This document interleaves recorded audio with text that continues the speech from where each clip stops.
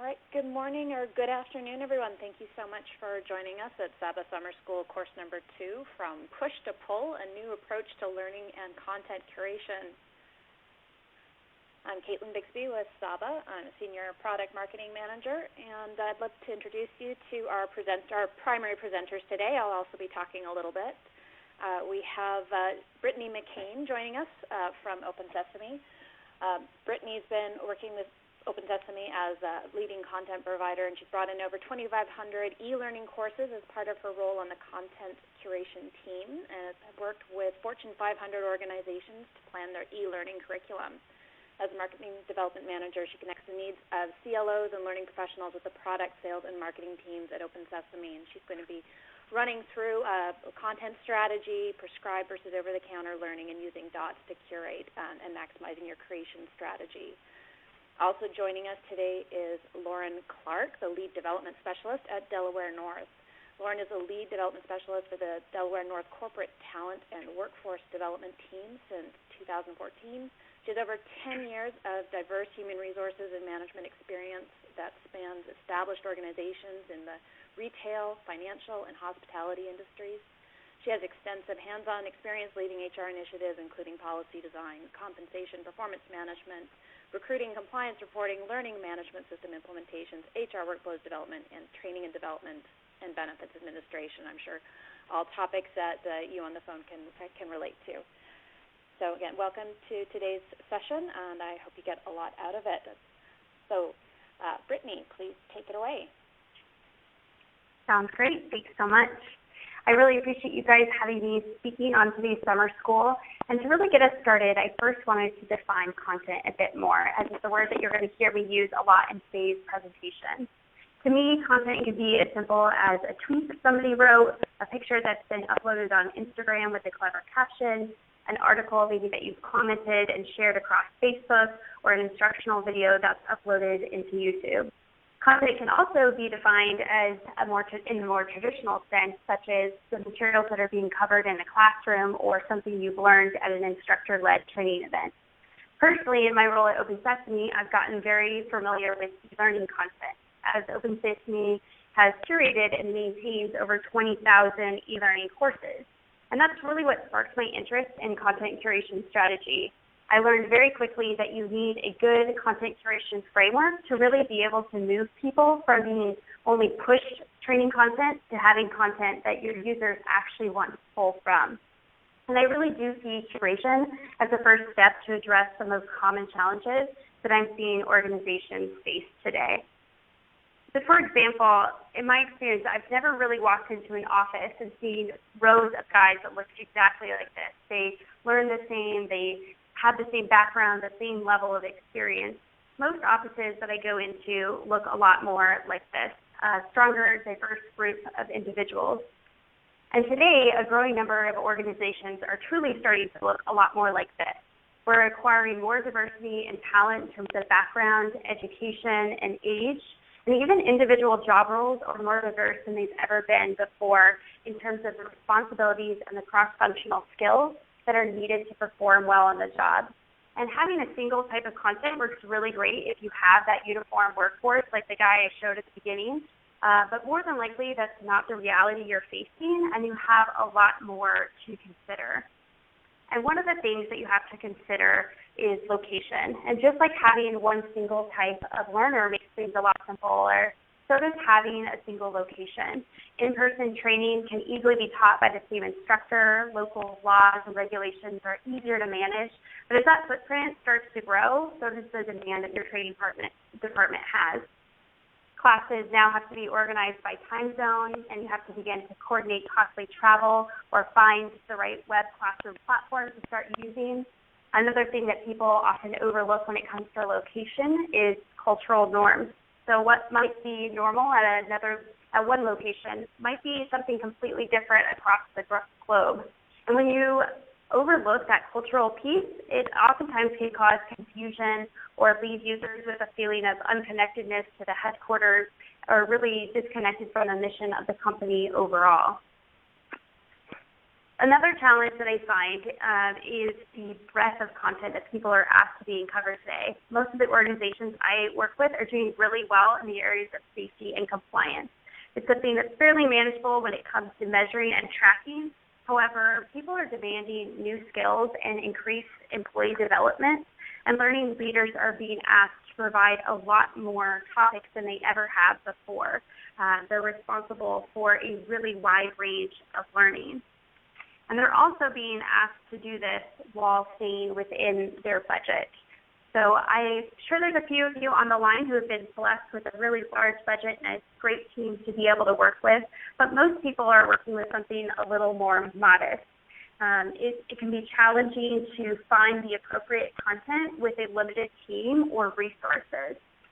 So I want to start and ask the group here, what is the biggest challenge of those 4 things that you're seeing today? Is it the fact that you're having to reach an audience that's spread across multiple locations? Is it the diversity of the content needs that your organization has? Is it dealing with an audience with a diverse background or age gap and educational differences? Or is it dealing with the budget and the team that you've been given for the project? So I'll pause here a second and leave this poll up for you guys to vote before we move forward.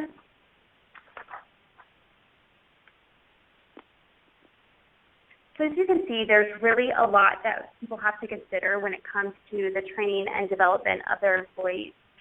In 2016, Burson put out a report that showed not only is a growing amount of time and money being spent on training across the board, but specifically millennials are requesting it, and in my opinion, they're really showing up to work expecting it more than ever.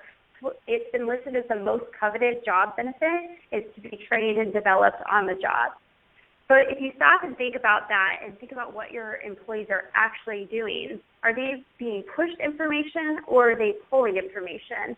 And if they are pulling information, where are they actually pulling that from? That really got me thinking about something that happened to me a few weeks ago. I was out of town and I was renting a car and needed to take it back to the airport and I had to stop and get gas before I dropped it off. And I looked all around for the gas tank button and I could not find it anywhere. So without hesitation, I pulled out my phone and I searched VW Jetta gas tank button. The first result was a YouTube video. And within 30 seconds, I was filling up the tank with gas. What's amazing to me is that YouTube is the second most visited website in the world, and today more than 400 hours of content is being uploaded to YouTube every single minute. So this graph that I have up on the screen here shows you the growth that they've experienced over the last 2 years, and that again is hours of content that is uploaded per minute, and that is expected to continue to rise. And thinking back to the situation with the car and trying to find the gas tank button, I didn't even consider opening up the glove box, grabbing out the manual, going to the table of contents, then flipping to the right page, reading where the button was. I did what was natural and what so many modern learners are doing, and I went right for that easy answer. I was really harnessing the power and the speed of informal learning. I've heard the term learning by Google University, and it's extremely common both inside and outside of today's workplace. I'm sure you've all been in the middle of something and interrupted by a coworker with a seemingly simple question about maybe organizing photos into folders on their computer, and you think to yourself, why don't you just go ahead and Google that? And that really is such a natural reaction that we have today, and that is why I believe that informal learning is bound to happen within inside your company, and oftentimes it's a really great thing. I like to think of it in comparison to something like Advil, where Advil is a very effective over-the-counter drug to help a lot of common issues like headaches or sore muscles. Just like informal learning can hit a lot of those basic needs that a learner might have. But as we all know, Advil doesn't cure everything, and that there's many cases where careful diagnosis has to be made to prescribe an effective medication. And as a member of your learning development team, I believe that your focus should first be on that prescribed learning. And if you think about the symptoms that can't be addressed by informal learning, That's a really great place to start. And before I go in a little further and talk about kind of curating the prescriptive learning, I do want to check with the audience again on another poll and see how you guys are handling the informal learning at your organization today. I see a wide range of responses to this. Some people are having to actively encourage users, are encouraged to go out and find resources and material outside of their company's network. Some people are at the point where they're aware it's happening, but it's not something that's really being measured, or people are engaging with their users and finding out how they're using this. There's also organizations that actively discourage it. Many external sites are blocked, and they're encouraged to pull all of their answers from within inside the organization. And then there's some people who are just starting to really discover how often it's being used, and they're somewhat unaware of how it's being used, and there's no real need at this point to measure that. So I'll give the audience a second here to vote on that, and then we'll move forward and talking a little bit more about finding the fit for that prescriptive style of learning.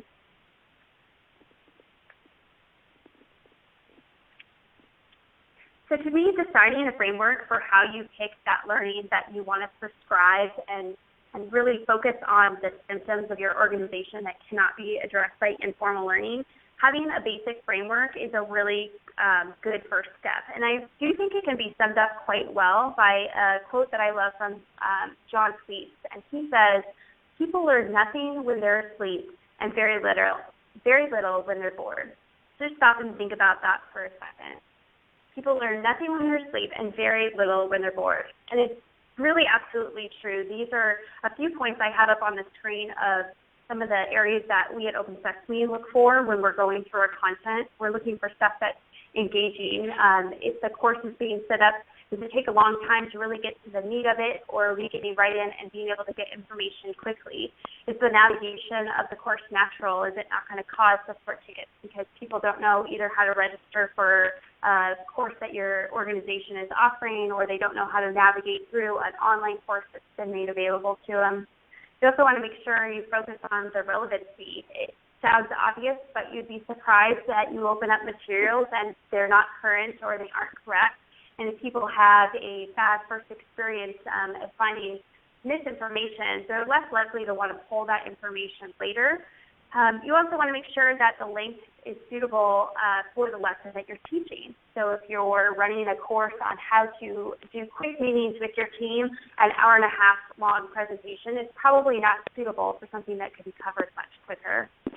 And then lastly, relatable.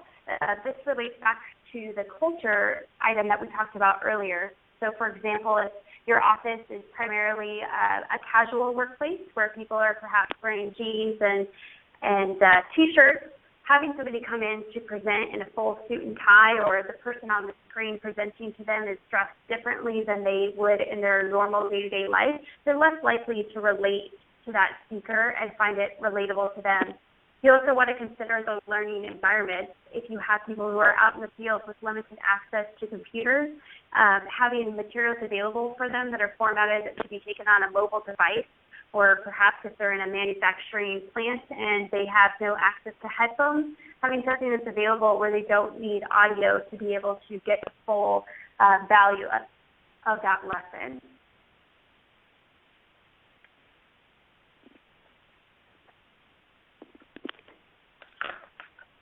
So many of you probably have vast amounts of content that's available today, whether that's in Saba Cloud or it's on your SharePoint site or sitting in folders in your desk drawer. And you really have to think about how do you make sense of it all. To me, it's a lot like planning a trip overseas for the first time. And right now, I think that Ireland sounds like a great place to go. So I might visit my local library, and I'll probably be instantly overwhelmed by all the choices of books and audio tapes I have on Ireland alone. I could go with a safe bet like The Lonely Planet, and then sitting there and thinking, that's really where the librarian steps in and asks me some more detailed questions. She might ask something like, are you more interested in visiting the city or the countryside? How do you feel about access to nightlife or art? And her questions and prompting helps bring me down into a smaller selection of books, including The Wicked Irish's Guide to Ireland, and ultimately will land me a great vacation where I'm able to enjoy some of the historic castles and coastline of Ireland. And since my trip was successful because the content that was pushed to me felt very relevant and engaging, and it really caused me to want to pull information for my next trip.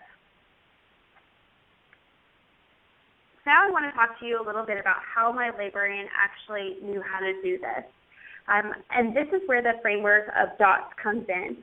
And if you want to follow along, I encourage you to write down those 4 words either on a piece of paper or on your screen. Again, that's discover, organize, tag, and share. So if you want to follow along with me, you're more than welcome to write those down. Most librarians and curators of any industry really start with that discovery piece. And discovery might be fueled by the needs of a client or business pressures or just really their curiosity and interest in a subject. So I have a few examples of places that myself and our clients go to discover new content. So they're searching for things on the internet, they're talking to subject matter experts, or they're working with vendors who specialize in a specific area. But if you want to write down a few places that you go to discover content, that would be great. So you can have those written down for later. Then the next piece that we're going to move on to is organization. And I imagine walking into a grocery store and having fully stocked shelves, but no systematic way of arranging the food. So instead of the flour and the sugar and the other baking supplies being all neatly arranged together, imagine if you were walking around and the flour was on one aisle, the sugar was several aisles down, and the baking soda was somewhere completely different. It would be extremely frustrating to get through a shopping list if nothing was organized. And if you think about that in relationship to your content, are your users today able to get what they need, or are they spending more time hunting around for content than actually learning? So if you're following along, if you want to write down a few ways that you organize your content today, or maybe you know a place right off the top of your head that organization could greatly be improved, go ahead and jot those down. The next area that we're going to talk about is tagging. So tagging really takes organization to the next level. And using tags to further refine those learning assets can be time-consuming, but certainly pays off big when it comes to meeting the expectations of today's modern learner. Tagging can be simple, like indicating whether it's appropriate for beginners or for experts only. People are also using advanced tagging based on keyword research, locational indicators. And organizations are either choosing to have visible tags to their employees to help groups of courses together, or some people might keep them behind the scenes and use that to drive data and information. And I know Saab is going to share with us a little bit later some kind of use cases of this. And then the last piece, for tagging, if you want to write down a couple of tags that your organization would use, again, if you're following along with me here, a few tags that you could see using, so indicating things like mobile friendly, is it 508 compliant, is it something that's good for a specific group of users or in a certain location. And then the last section that I have is sharing. And sharing is something that ultimately leads to the consumption of the content. And it really becomes a lot more successful as you work through those previous 3 steps that we just talked about. And I have kind of an example of this that I saw in action. And I've been working closely with the CLO of a Fortune 500 company who was extremely blessed with a wonderful learning culture. They were all very excited about learning. There was a lot of focus and budget and time dedicated to it. The entire organization was in full support of having a great learning culture. And recently, that CLO moved to a much smaller company. And I remember wondering sort of what was behind this move. And we sat down and talked about it. And he explained that he was so excited to take on a new challenge where learning had not been a culture. He was really starting from ground zero and building his way up. And he was going to use the DOTS method to help really fuel learning and organization of the content at his company. So what he did is he started by discovering, and that was going around and meeting the different leaders of the departments and finding out where they needed content, where were some of the skill gaps that they had. He moved into organizing and started simply. He matched courses that he found to his company's job roles and competencies. And then he began by tagging. Again, simple tags to get started. He labeled whether the courses were appropriate for beginner, intermediate, or advanced users. And then really the last piece was where we had our conversation. It was focused around sharing. And he recognized that without really letting people know all this work that had been done, the actual utilization of the content that had been put together wouldn't be very effective. So he enlisted the help of his marketing team, and they came up with a very simple but effective email communication that went out and allowed people an announcement. It was a short video and a blurb about the new courses that were being available to them. And I've seen some really brilliant ideas in terms of sharing the content and some of the marketing that's been done around that. Things as simple as surprise desk drops, where you let people know with a little gift on their desk about new courses that are available.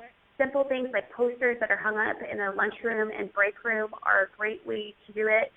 We've also seen people use little table cards that have a sign say, "Don't bother me, I'm learning right now with a course from my online university," to help give a visual cue that learning is something important and something you should pay attention to. So that again is dots, and if you're following along for sharing, if you want to write a few ways that you would share content with your audience, that will complete sort of our circle. And again, Saba's going to come back and talk about the way that you can use that in connection with the tools that they have as well. So it looks like we've got a question from the audience. So I'm going to pause here and answer. This is, how do you address different languages? Looking after different locations, languages can be the most challenging. And I absolutely agree that having multiple languages can be a hard thing to support. If you're able to find content that has been not only just translated, but localized into the languages that you need, I find that's a really ideal situation. But we also recognize that that is not always available. And I believe that some of the strategies we've seen for people is being able to use those local resources to either help with translation or find the most critical pieces of information, again, and starting there. What is the materials that need to be covered across the globe, and really focusing on that. If we have some more time at the end, we'll definitely make sure we open that up to the rest of the people on the panel as well, because I'm sure we've got some great ideas from Lauren and the folks at Saba as well, and could maybe speak to that a little further. So I'm going to go ahead and move forward, and the last section here that I want to share with you guys is kind of going beyond that librarian. And I know I've had conversations with people about the amount of content that's available, and actually curating and fitting content, not necessarily their problem. In fact, they're swimming in it. It's really how to leverage smaller teams to be able to go through and take some of these additional steps to be able to really highlight and curate the most important content. So I wanted to share a few kind of creative, out-of-the-box ideas maybe that you haven't seen for how to really leverage and scale your team. And the first section I want to talk about is experts. So this is a little snapshot from Twitter. And Twitter was one of the first social media platforms to use account verification. So these are visible indicators that are displayed to the public. Twitter had a huge problem with people creating accounts under the names of celebrities, sports stars, and politicians. And people had a really hard time discerning whether the tweet that they read was actually from Jimmy Fallon or if it was somebody who was posing as him on the internet. So Twitter went through and now has a small check mark, as you can see, that little blue check mark that verifies that this account is actually managed by Jimmy Fallon. Now, if you think about that in a corporate setting, imagine you probably know who is the expert in your organization at project management. And what if you were able to enlist them to help curate the courses on project management that have been the most helpful and the most successful to them? Not only do you harness the power of an expert who's probably going to be able to point you at the best content that's out there today in that certain subject right away, but you also help build an internal learning champion, somebody who's going to be excited to have the recognition as a subject matter expert and to have their name attached to a set of content that they've curated. I also want to bring up crowdsourcing. So this example comes from a local Portland startup. It is a company called Sizzle. And Sizzle's goal is to change the way that people comment and interact with online newspapers and articles. I'm sure if any of you have scrolled down to the article online and read the comment section, you'd be shocked at some of the things that people will say on the internet. And what they have done to help basically increase the speed of the moderators is when you want to leave a comment on an online article, before your comment is posted, you're asked to first peer review 2 other comments that have been left by users. And they ask 2 questions. 1, is it civil? And 2, to rate how the quality of the content. So it's 2 simple questions that are answered before yours is posted. Then they aggregate all this data, and that allows them to filter out any comments that have been labeled as uncivil, and it also puts the highest quality comments towards the top. In their early studies, it has reduced moderation time for them by 90%. Again, thinking about this in the learning and development space, I've spoken with a lot of organizations who have people all across the globe and all their different locations who are creating content, and it doesn't always get reviewed or checked by other people. So imagine if you had to go through the same process before you could upload a new piece of content into the learning management system or on your site, that you needed to have that peer reviewed by 2 other people in your organization. People would, 1, probably have a higher quality of work because they know it's going to be reviewed, and you're also more mindful because you're reviewing other people's work. So it really helps you as you're creating things to think about the way it's going to be received by others. And then the next section is empowerment. It's sort of a simple idea, but when you first get out of college, you have it very in the front of your mind to check your sources, to check your resources and where you got them from, because you're used to writing papers where you have to cite those. As you get further and further into the working world, it becomes a little farther back in your mind. At least with most job roles, you're not having to think about that. But it is so important to still look at the validity of where you're getting your information from today. So empowering your users by creating a training for them to learn how to check sources and how to use that informal learning and be able to indicate whether something is a good learning material or not is very helpful. Or even indicating having a flag button so they can flag content that's maybe out of date or no longer relevant to the organization. And really empowering your users, I think, is a huge, huge benefit. And the last piece is really focus on the tools and the automation. And this is where Saba comes in, and we're going to move it over to them a little bit to talk further. But definitely taking advantage of today's technology to help harness your team and really get a lot more value out of the curation process by using tools that are available for you today.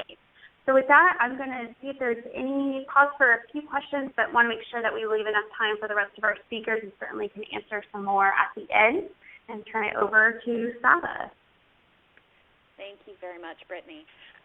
So I'd like to comment on some of the slides, Brittany's slides here, particularly about experts and empowerment and using the tools to do that. We do this out in the world with the comments on the real life articles that we find online, but also being able to do that internally is a huge value as well, to be able to have a tool that lets you surface the experts, find out who knows what. You'd be surprised at it's easy to spot the expert that's happy to talk, but it's a little harder to find that expert that might be a little shy sitting in the corner. So having a platform that allows those people to share their knowledge really just incrementally increases the number of people you can draw on and the expertise you can draw on for your content.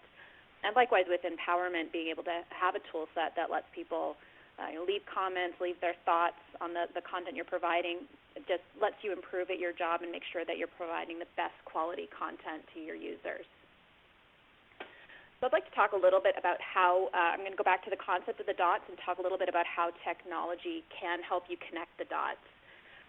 From organizing your content and connecting it with what people are looking for, such as competencies. I want to get better at X, so I want to find out what training will help me do that, what content will help me do that.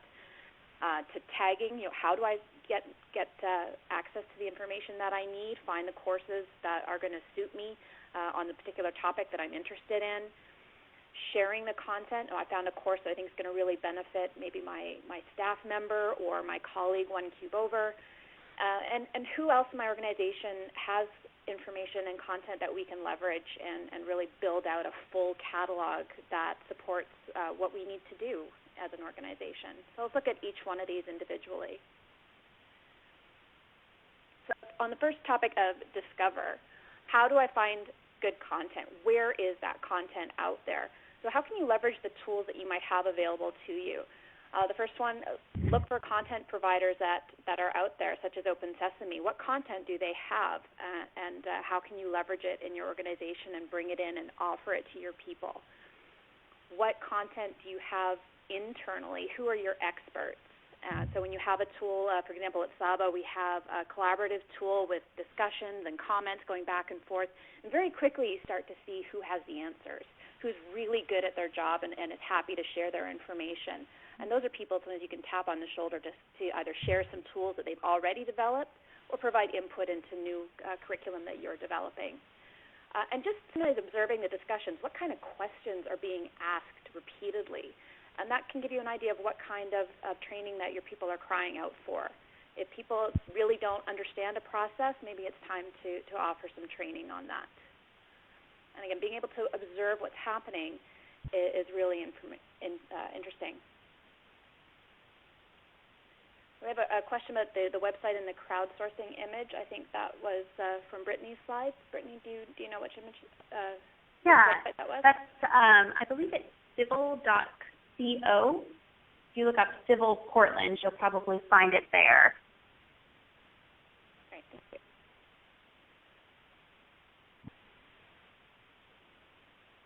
All right, on to the O's, the organizing your content. This is really critical. If you are trying to pull people in and get them to look and proactively consume training and information, you do need to make it easy for them to find. So there are a couple of ways you can do that. Primarily, connecting training and content to skill development is a really great way to do that, because then the conversation, you've really created a great ecosystem and full circle where the manager says, this is a skill I'd like to see you develop. It'll help you advance in your career. The employee then takes this information. They can just look up the skill and quickly identify what training is associated with that skill, what training and courses and content will help advance them in their career, either because they've been advised to by their manager or because it's something that they're interested in and something they'd like to get better at. So that's a really great one to create that kind of ecosystem of development at your organization, this sense of we want you to get better. But organization can be as simple as tagging or putting things in folders, just making it easy for people to drill down and find out what they're looking for. We have a question about an organizational culture that gets people talking on an internal social network that fosters sharing. This is a really great, timely question. If you go looking for SABA's first summer school course, we did a whole session on collaboration and sharing and trying to promote that internally. So I do encourage you to look for that. But it is very much a cultural shift and one that needs to be fostered right from the top, and to encourage it and reward it. And that goes back to surfacing the experts. When you start to reward people for what they share, you start to see a whole lot more sharing. So tagging is another part of this. Again, reviewing and really identifying something as being valuable and worthwhile and relevant. So a couple ways you can do that. You have Web 2.0. Associated with your learning, with your LMS, that means allowing ratings of courses and commenting on courses. This is a fabulous way to let people say, this course did what it said it was going to do. So you're going to get a quality check on your learning content, make sure that it is providing the value that you want it to, and addressing the learning topics that you want it to address. It also lets people have sort of expand on what they've learned, maybe have a chat back and forth, and share additional topics. So if a course covered a certain topic and somebody has additional information that builds on that they think would be valuable, it's a way to share it with other people who have taken the course. And of course, ratings give you a sense of what's valuable and what's not. You don't want to flood your LMS with just content for the sake of it. You want to have content that's worthwhile and worth taking, and that the ratings and the comments let you do that.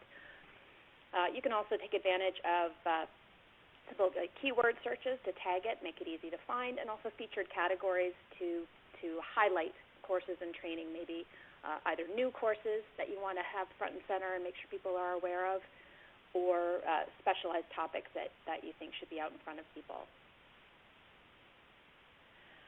So we have a question about, we have two questions actually. One about examples of rewarding people for what they share. I think one of my favorite ways of doing this, we had at SABA, we have impression awards. So when somebody does something nice, we have a system where we can make an impression. I know this person did X and I thought that was great, and then we used to draw names and do awards at the end of the quarter. So it really became almost sort of a jostling and friendly, good-natured, hey, can you help me out here with an impression? Or, it just made it fun and a way to really recognize people. You can also tag people as experts, so in their field. So they might have maybe an individual contributor type role, but they can be tagged as an expert in their particular topic. And those are all sort of pats on the back that help people highlight what they're doing and what they're doing well. And it does create a bit of recognition that transcends physical space, which I think is really valuable. We have a question here also about how do you deal with passive culture with recurring inquiries on previously addressed content training. Passive culture can be a real challenge. I think that's the idea of having the training pushed to you and just consuming it and taking it as it comes. I think some of the ways is to maybe change up what you're doing, make things a little bit more proactive, sending people on hunts, but making it fun. We do what we call scavenger hunts at SABA every time we do a new release. We have a list of things for people to go looking for, and they're hidden on our intranet site. Well, not hidden; they're in plain sight, but they're throughout our intranet site, and people have a list of questions, and they go looking. So it does create that sense of going out and finding what's there, and in the process, they end up discovering a whole host of other information that's out there. But it does take a little bit of retraining to get people a little bit more proactive on how they learn. And then we have another question on creating an organizational culture that gets people talking on an internal social network and trying using an internet forum department-wide. So I do have quite a bit of suggestions. I do suggest checking out our Course 1 webinar where we address this in full. It's with another social strategy expert. A bit more than we can go into today, but I do encourage you to find that. We can send it to you as well after the session.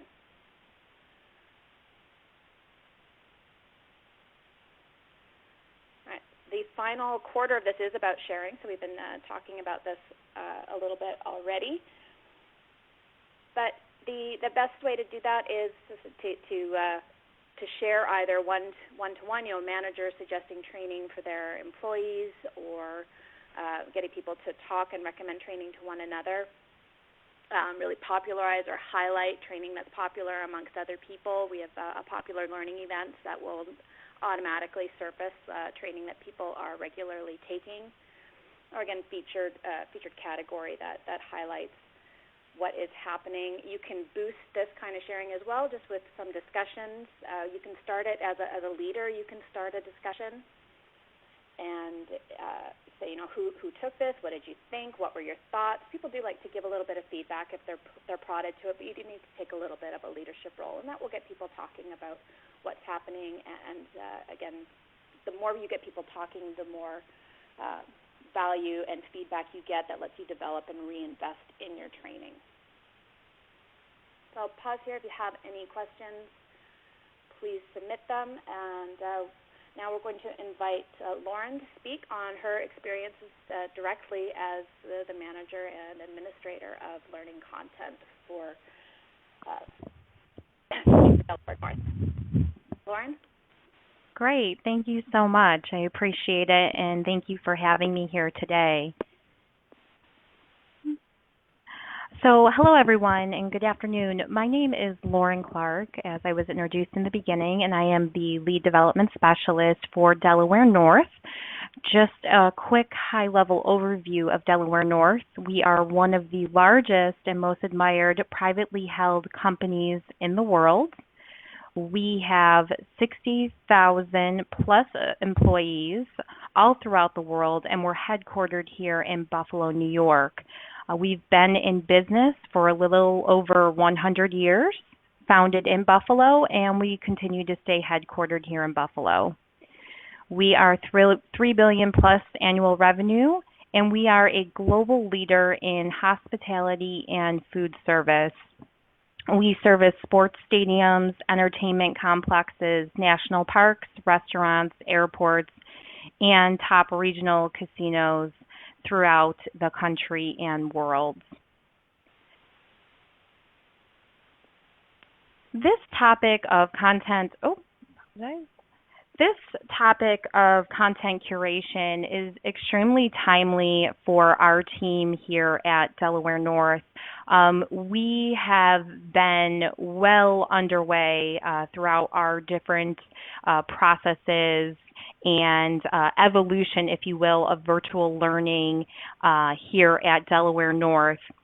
Delaware North has utilized a learning management system through several different providers since 2009.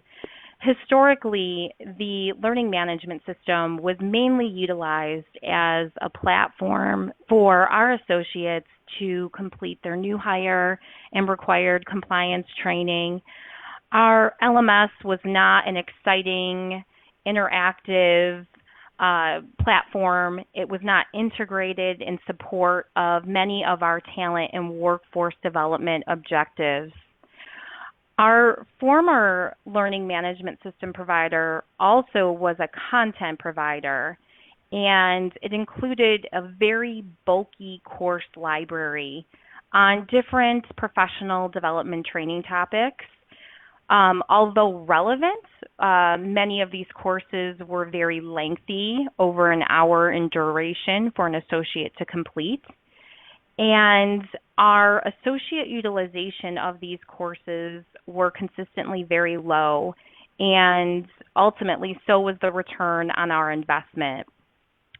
In 2014, we focused our efforts to strategically change and improve the virtual learning culture here at Delaware North by evaluating our virtual learning needs and looking at different learning management system and content providers.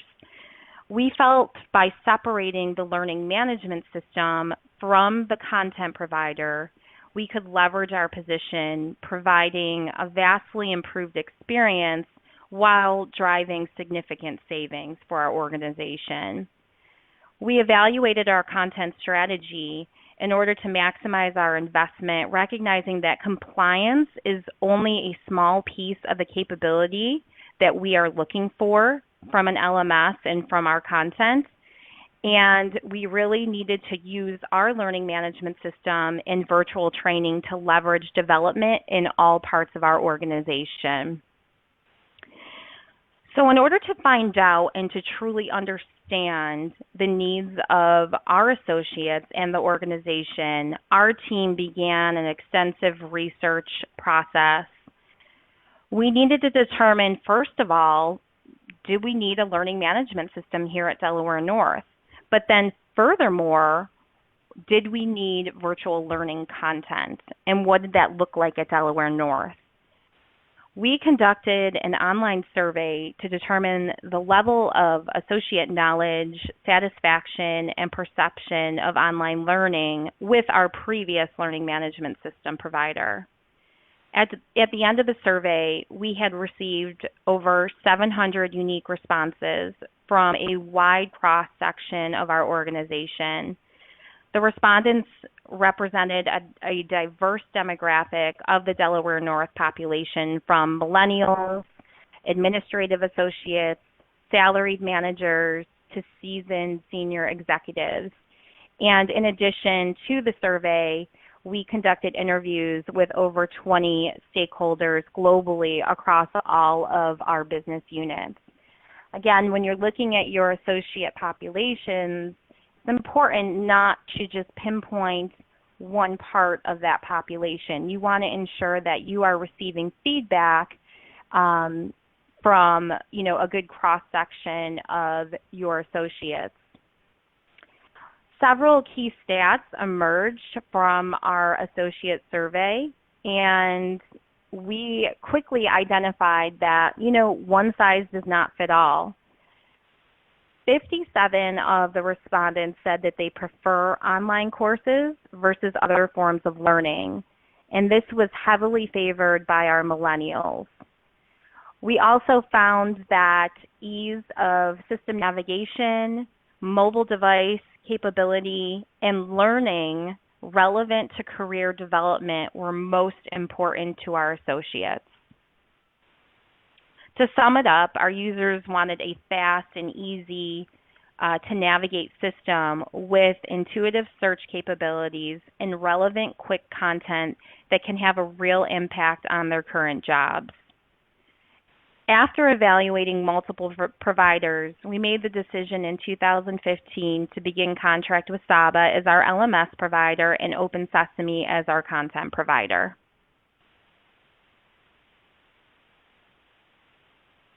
Overall, we've been really impressed with the range and diversity of course titles and providers housed within Open Sesame, from technical skills, compliance topics, professional and personal development topics. And also we found the relevancy of course titles in relation to our company competency model. Many of the courses are quick, or we consider them bite-sized learning chunks, so our users can learn within their busy schedules. That was one key piece of feedback that we received throughout our survey, is that learners simply didn't have time to complete the training during their workday. And they wanted more, quick learning bites that they could learn and then quickly apply on the job application. Over half of our Open Sesame library is mobile friendly, which is a huge advantage, especially for our associates working in our entertainment complexes and stadiums, ballparks. Many of our frontline leaders and managers are on the go and easily have access to mobile devices such as smartphones and tablets. And we really appreciate that the Saba platform is mobile friendly, and so is over half of our Open Sesame Plus library. A huge advantage as well working with Open Sesame is that we could pick and choose the courses that we wanted to import into our learning management system that are important to our business, instead of importing one big bulky course package with irrelevant course topics. So our journey definitely continues as far as our, content curation here at Delaware North, but also engaging our associates and raising utilization. The biggest thing that we've identified as far as engaging associates is, first, constant top-of-mind communication, ensuring that our users, our associates, know where to go, how to access the learning management system, but also the types of content that's available to them within our library. Also creating a what's in it for them and content that is relevant to mission-critical roles and competencies. We have continued to actively work on categorizing our Open Sesame library within our learning management system and categorizing it by competencies, but also integrating it in with top-of-the-mind initiatives such as our performance management system and succession planning. We also take advantage of using the featured categories to highlight new trainings that we have imported into the system and how they can be leveraged for different business initiatives throughout the organization. Also looking at, again, around the courses, the bite-sized learning chunks. So when we have managers or frontline leaders,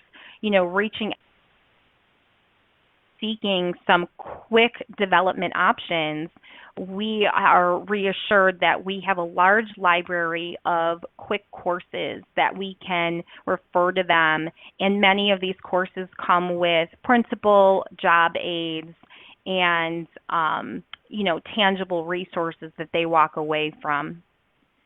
And as I mentioned, of course, we make the content job-specific, mobile-friendly, and just in time.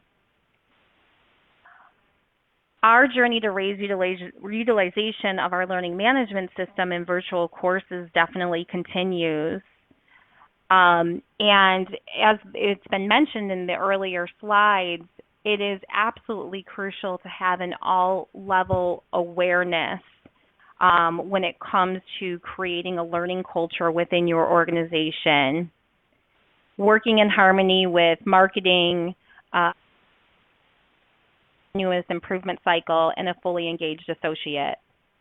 We do believe as we continue to evolve and grow with our learning culture here at Delaware North that this will continue to raise utilization, and we are able to then further bridge our library resources to future initiatives within the company.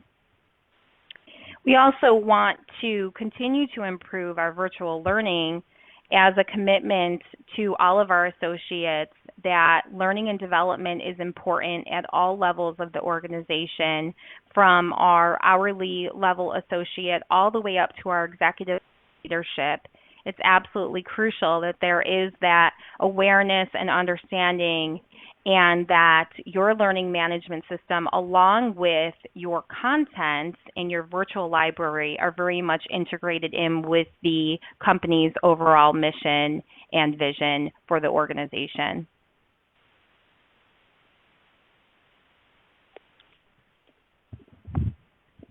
Great. Thank you very much. You're very welcome. And it looks like we are having a little bit of audio issues. There was a couple of comments that came in regarding audio, so I do apologize if anyone did have difficulty hearing. Thank you. Yeah, there's been a little bit of cutting out. Hopefully people have got the bulk of our message. One thing I did wanted to touch on, just as looks like we do have time, I wasn't sure, so I skipped over it, is we've talked about content and we've talked about the LMS, and I just want to point out that bringing the two together does not have to be a big challenge.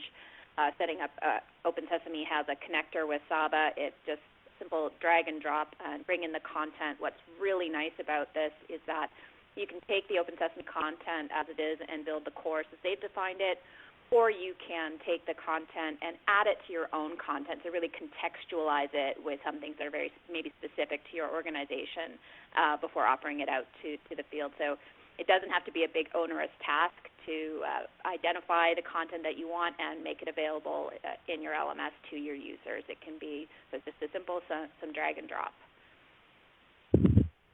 So with that, I do invite people to submit their questions. We'd love to hear what you have to say and be able to provide more information.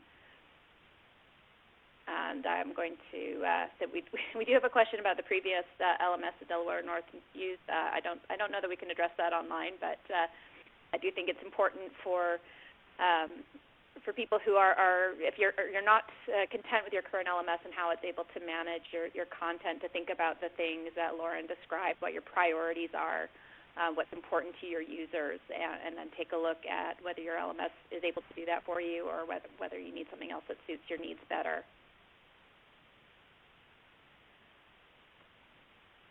Do we have any other questions from our audience today?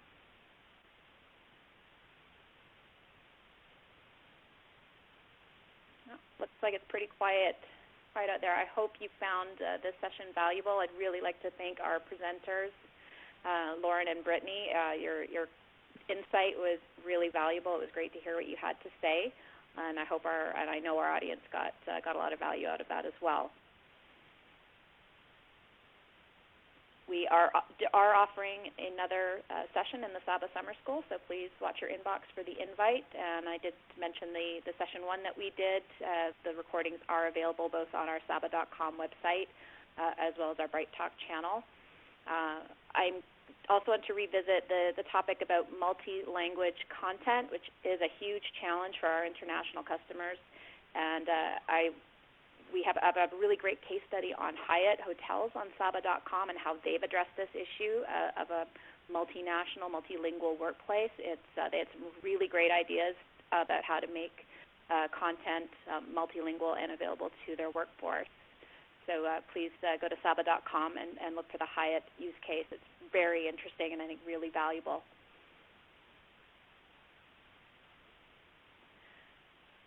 All right. We have a question for Open Sesame here about any restrictions for using content 24/7. Sure, that's a great question. So the Open Sesame courses specifically are self-paced e-learning content, so there is no live element to them. So you really can have your users accessing that learning 24 hours a day. One of the things we also have is the requirement that any courses have bookmarks. So if you can't complete a course, that it will bookmark and save your progress as well. So it's really helpful if you've got an audience who is having to step in and out of time that's available for them to do training. Great. And we have and also questions about content available on mobile devices for Open Sesame. Sure, I can speak to a little bit about that from the Open Sesame side. That's something that's a key piece we see a lot. People will check and they assume that if the LMS has mobile capabilities, that automatically means content that either they're building for it or using from a place like Open Sesame is available on mobile. And we found that that's something that's easily missed, and it's very important to pay attention to. So Open Sesame today, over a quarter of our entire catalog, which again is 20,000 courses, is available for mobile. And we've seen that dramatically rise in the last year. And we expect it to continue to rise by the end of this year. We are expecting that number to grow 10 or 20% in terms of the courses that are available via mobile. Great, thank you. We have a question. I think there are two questions tied to how do you deal with training when most employees are in operations, and I think the follow-up is and don't have easy computer access. I can speak for quite a few of our customers who are in that same space. We have a lot of manufacturing customers. There are usually a couple ways they do it. Either they take people off the floor and conduct live training, which is hard to scale, but is doable. The most common thing that we're starting to see now, though, is making available sort of the public tablet and letting people do some training, again, on a mobile device, just to the side, a little bit off the factory floor, and then come back on. So that lets it get passed around, and it doesn't disrupt the workflow too much and gives them access to some of that great online content. I don't know if anybody else on the phone has some thoughts on that as well. Well, we have another question of what's the process if your content vendor doesn't have a connector with Saba?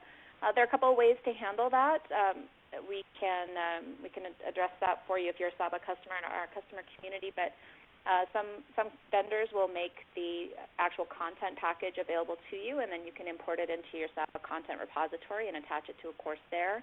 Other vendors won't do that, but what they will do is give you a link to the content, and the link can be attached to your Saba course as a learning object, and it will direct users to that content when they're ready to take it. The connector it certainly streamlines a lot of that, but it's still quite possible to access the content.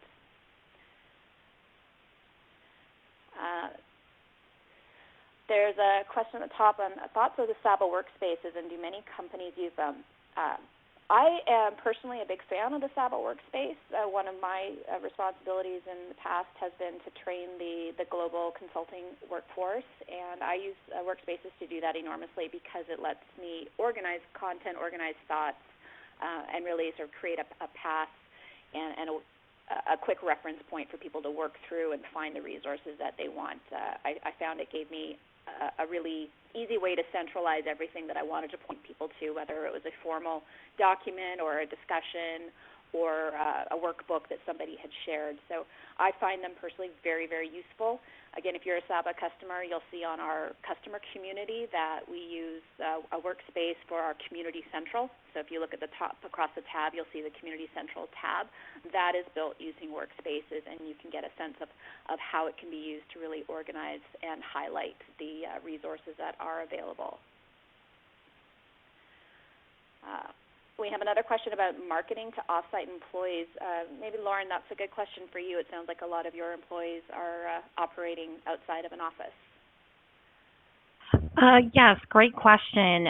So we rely very heavily on any virtual communication, if you will, that we can get our hands on, from email blasts to our internal, we refer to it as our 360 newsletter that goes out on a weekly basis, along with some other internal newsletters that are distributed to our associate population. And we also have a intranet portal in which we will update and share relevant information pertaining to our learning management system, along with different content training topics. Since our associate population is so spread out and so diverse, we rely very heavily on these, virtual channels of communication. All right. Thank you, Lauren. The last question here is from somebody who has been developing their own content and how to migrate that content into the SABA LMS.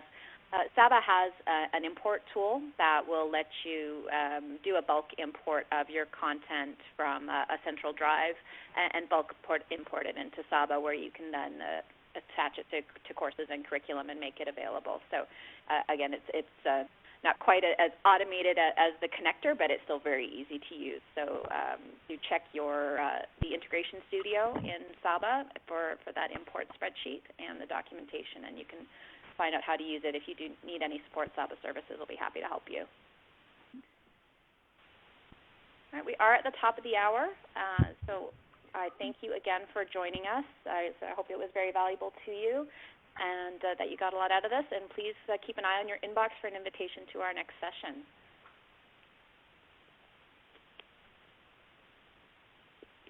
Thank you.